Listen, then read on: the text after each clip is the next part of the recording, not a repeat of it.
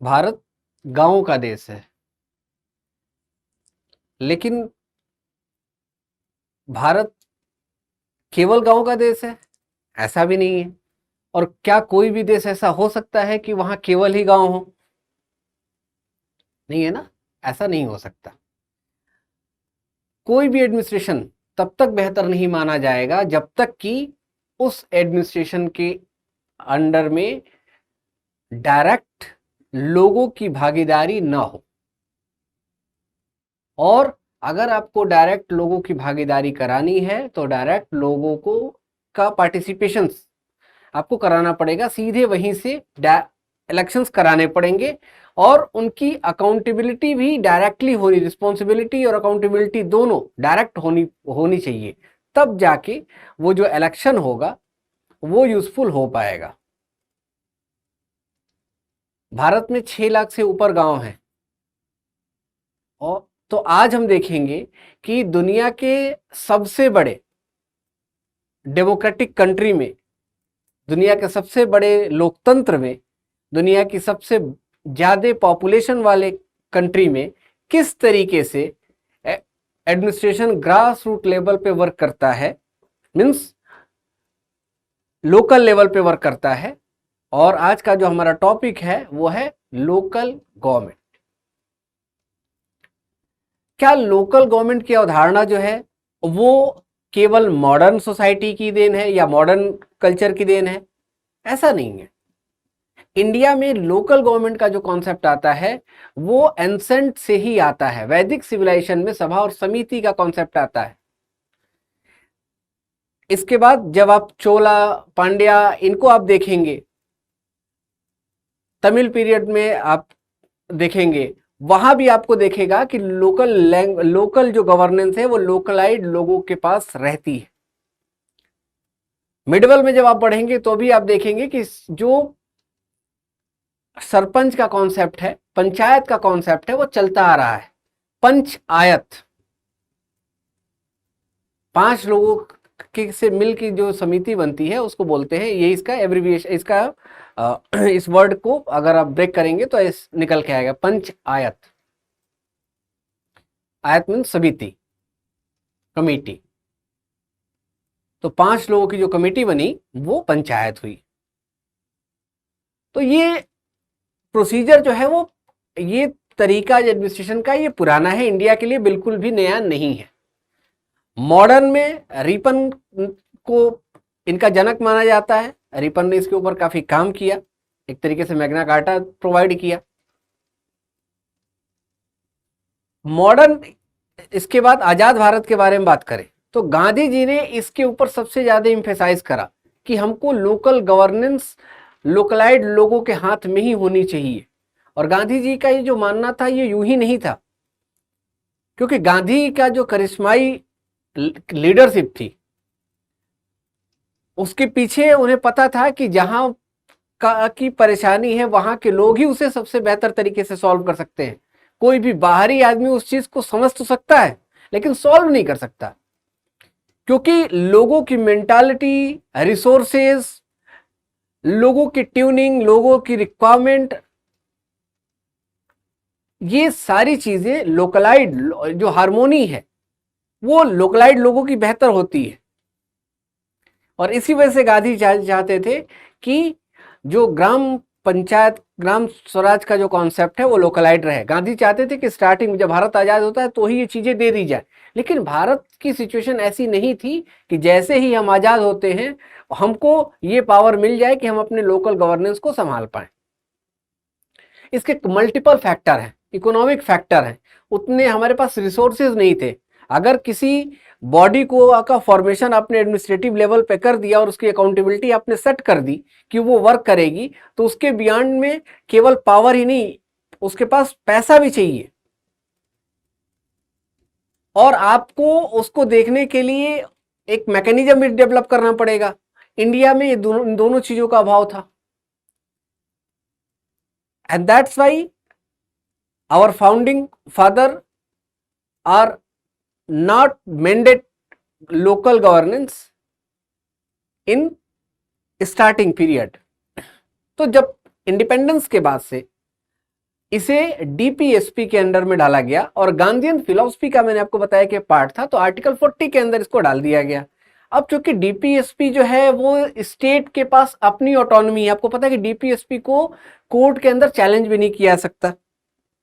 अब जब कोर्ट के अंदर आप इसको चैलेंज भी नहीं कर सकते, तो अब कोर्ट का जो ये चैलेंज नहीं होना का मतलब ये था कि हर स्टेट के पास अपने इसे इंप्लीमेंट करने के अपने अपने तरीके थे। मींस कोई यूनिफॉर्मिटी मेंटेन नहीं हो पाती, एक तरीके से वो चीजें नहीं मिल पाती, अलग अलग अलग तरीके से अलग अलग कमेटियां बनाई गई, जिसमें सबसे प्रोमिनेंट कमेटी रही बलवंत राय मेहता कमेटी, जिसने ये बताया कि इसको 3 लेवल पे बनाया जाए। 3 टियर आर्किटेक्चर का कॉन्सेप्ट उन्होंने दिया, और वही 3 लेवल 73rd और 74 कॉन्स्टिट्यूशनल अमेंडमेंट के द्वारा 1992-1993 में कंसिक्वेंटली इंप्लीमेंट किया गया। और इसके बाद से इंडिया में जो गवर्नमेंट का स्ट्रक्चर था वो बदल गया। क्यों? जो पहले स्ट्रक्चर हुआ करता था वो यूनियन गवर्नमेंट हुआ करती थी और दूसरी स्टेट गवर्नमेंट हुआ करती थी। लेकिन आफ्टर 73rd और 74 कॉन्स्टिट्यूशनल अमेंडमेंट, अब इसके बाद आपकी लोकल गवर्नमेंट का कॉन्सेप्ट आता है। तो ये 3 लेवल का जो आर्किटेक्चर है ये आ गया, और इन तीनों में ही डायरेक्ट इलेक्शन का कॉन्सेप्ट भी इंप्लीमेंट किया गया। डायरेक्ट इलेक्शंस कराए जाते हैं, डायरेक्ट इलेक्शंस।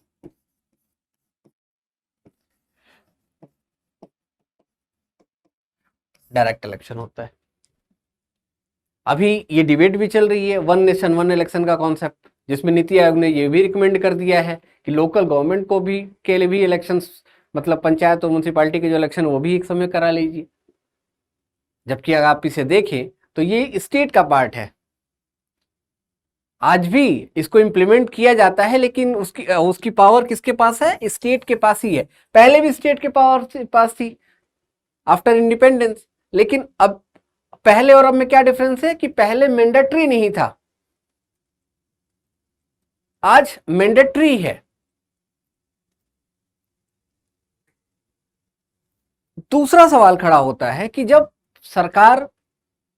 हमारे पास 2 सरकारें हैं, एक यूनियन जिसको हम सेंट्रल गवर्नमेंट बोलते हैं और दूसरी सारे स्टेट की अपनी अपनी स्टेट गवर्नमेंट है, तो हमें जरूरत क्या है लोकल गवर्नमेंट की फॉर्मेशन की? क्योंकि किसी गवर्नमेंट के फॉर्मेशन का मतलब है कि उसके लिए पूरा स्ट्रक्चर बनाना, उसके एक्सपेंसेस करना, इलेक्शन कराना, ये काफी हेवी वर्क है। उसके लेजिस्लेटिव और एग्जीक्यूटिव वर्क को डिफाइन करना ना, उसके लिए फंड बनाना, ये सारी चीजें। तो आखिर क्या जरूरत पड़ी? जब आप शेड्यूल 7 देखेंगे इंडियन कॉन्स्टिट्यूशन का, इंडियन कॉन्स्टिट्यूशन के शेड्यूल 7 में यूनियन लिस्ट, स्टेट लिस्ट और कंकरेंट लिस्ट का कॉन्सेप्ट दिया गया है। लेकिन डेमोक्रेसी के अंदर जब तक लोगों की रिक्वायरमेंट फुलफिल नहीं हो जाती, तब तक वो ग्रास रूट लेवल की डेमोक्रेसी नहीं मानी जाती। और ग्रास रूट लेवल की डेमोक्रेसी नहीं आएगी तो जो डेमोक्रेसी का मेनली मोटिव है वो फुलफिल नहीं हो सकता। इसका दूसरा अर्थ ये निकाले कि लोकल लेवल की जो रिक्वायरमेंट थी वो ऐसी हो गई थी कि उसके वेरिएशंस इतने ब्रॉड हो गए थे कि वो फुलफिल नहीं हो पा रहे थे। सरकार कहीं ना कहीं जो स्ट्रक्चरल कंसर्न था वो यूनियन और स्टेट में रुक जाता था। अब इसको समझने के लिए थोड़ा सा बेसिक और भी कुछ चीजों को डिस्कशन करते हैं। मैंने आपको बताया कि सरकार यूनियन और स्टेट से के बियॉन्ड नहीं जा पाती थी और यहां से हम यहां तक खड़े रह जाते थे। इसका मतलब कि जो रिक्वायरमेंट, जैसे आपके घर के सामने से रोड नहीं बनी है, लेकिन सरकार तो कह रही है कि हमारे पास NHAI है, हमने नेशनल हाईवेज बनाए हैं, स्टेट एक्सप्रेसवे बने हुए हैं, स्टेट हाईवे बने हुए हैं। तो क्या विलेज के जो रोड्स हैं वो बने हुए थे? नहीं बने हुए थे। क्या आपको इसका हक नहीं है कि आपके घर के सामने से भी जो रोड है वो पक्की होनी चाहिए, वो भी 12 मासी होनी चाहिए, 12 महीने चलने वाली होनी चाहिए, ईयर लॉन्ग चलने वाली होनी चाहिए, उसके ऊपर किसी वेदर का इम्पैक्ट नहीं होना चाहिए? क्या आपको ये हक नहीं है कि इलेक्ट्रिफिकेशन हो रहा है तो आपके घर में भी इलेक्ट्रिफिकेशन होना चाहिए, आपके विलेज में भी इलेक्ट्रिफिकेशन होना चाहिए? आपके गांव के बगल से 11,000 वॉट की हाई वोल्टेज वायर निकल गई और आपके गांव में बिजली नहीं है। ये चैलेंजेस थे। तो जो लोकल लेवल की जो इश्यूज थे वो रिजॉल्व नहीं हो पा रहे थे और इसी वजह से लोकल गवर्नमेंट का फॉर्मेशन करना पड़ा। सीवर कैसे जाएगा, कौन से रोड बनेंगे, कल्चरल जो कंसर्न है वो कैसे रिजॉल्व होंगे। आपने देखा होगा कोरोना के समय कितना बेहतरीन वर्क किया लोकल गवर्नमेंट ने, लोकल अथॉरिटीज ने, जितनी भारत की लोकल अथॉरिटीज ने बहुत शानदार वर्क किया और जिसकी देन है कि हम आप कोरोना से बचे। चाहे वो सैनिटेशन को मेंटेन करने के लिए किया गया हो या उसके पहले ओपन डिफिकेशन फ्री करने के लिए बात की गई हो, खुले में शौच ना करने वाला कॉन्सेप्ट, ड्रिंकिंग वाटर वाले कॉन्सेप्ट में देखा गया हो, मास्क डिस्ट्रीब्यूशन से लेके और अवेयरनेस फैलाने तक का जो काम है वो लोकल गवर्नमेंट ने किया। तो लोकल गवर्नमेंट की इंपॉर्टेंस तो है और ये बात हमको समझ में आती है 1992-93 में कि अब हमें लोकल गवर्नमेंट का कॉन्सेप्ट रखना पड़ेगा, तभी इतने बड़े देश में हम एडमिनिस्ट्रेशन को सही तरीके से, अब ये क्या है, पॉलिटिकल, एक एडमिनिस्ट्रेटिव,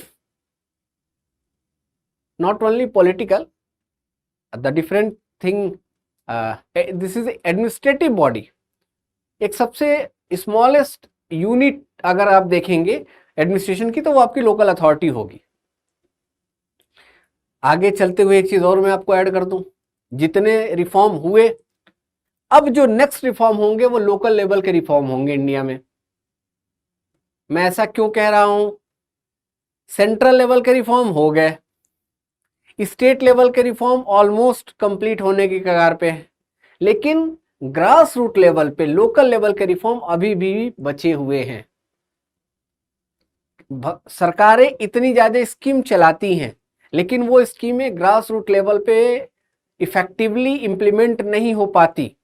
मनरेगा का इतना पैसा केवल एक खाली जगह को तालाब बनाने के लिए कर दिया गया, इसके लिए तो मनरेगा बनाई नहीं गई थी।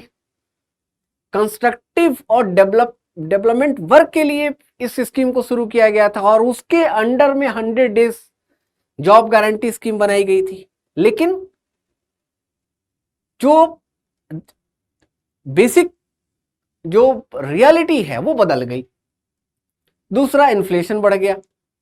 तो अगर ये स्कीम सही है अगर तो इसके मतलब इसकी इंप्लीमेंटेशन में कहीं दिक्कत है, और अगर इसकी इंप्लीमेंटेशन में दिक्कत है तो इसका मतलब रिफॉर्म की नीड है।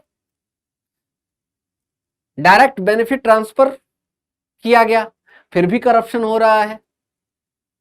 बीपीएल कार्ड होल्डर बनाए जा रहे हैं, फिर भी उनको बीपीएल कार्ड का जो एडवांटेज है वो नहीं मिल पा रहा है।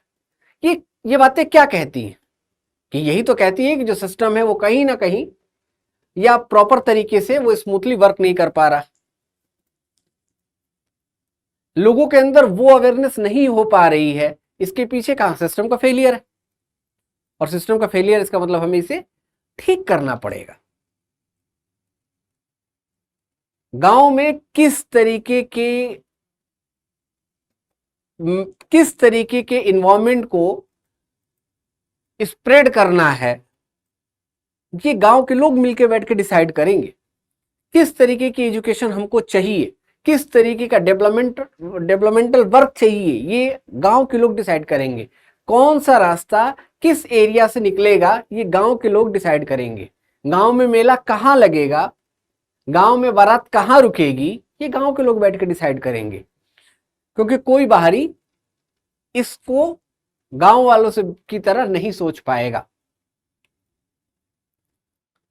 तो ये वो बेसिक चीजें थी।